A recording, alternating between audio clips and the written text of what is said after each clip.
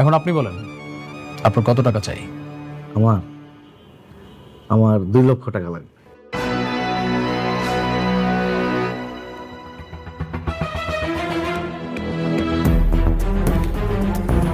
ওকে, ডান, কাজ হয়ে যাবে।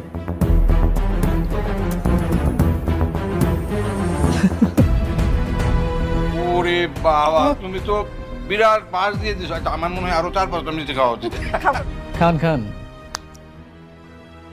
অনিকের মনের মধ্যে এখন ওর বইয়ের প্রতি ঘৃণা বাড়ানো শেষ।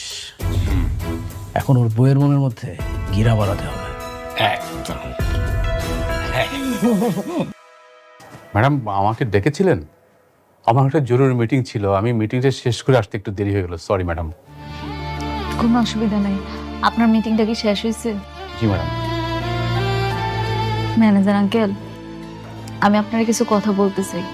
জি ম্যাডাম। আমি আর এই অফিসে আসুন না, আমার আর কিছু লাগবে না। কি বলেন ম্যাডাম? আপনি ছাড়া কিভাবে চলবে? সবকিছুতে আপনাকে দরকার। ঠিকই বলতেছি ম্যানেজার আঙ্কেল। আমার বাড়ি গাড়ি বিলাসী জীবন কিচ্ছু চাই না। আমার না একটু শান্তি চাই। এই বিলাসী জীবন দিয়ে আমি কি করবো আপনি কোন? ম্যাডাম আপনি কোনো কারণে টেনশন আছেন? আপনি আমাকে বলেন, আমি সমাধান করার ব্যবস্থা করছি। না না, আমার লগে যেটা ঘটতেছে সেটা আপনার সমাধান করতে পারবেন না। তো ম্যানেজার আঙ্কেল, আমার আর কিচ্ছু লাগবে না। আমার ধন সম্পদ বাড়ি গাড়ি কোনো কিচ্ছু দরকার নাই।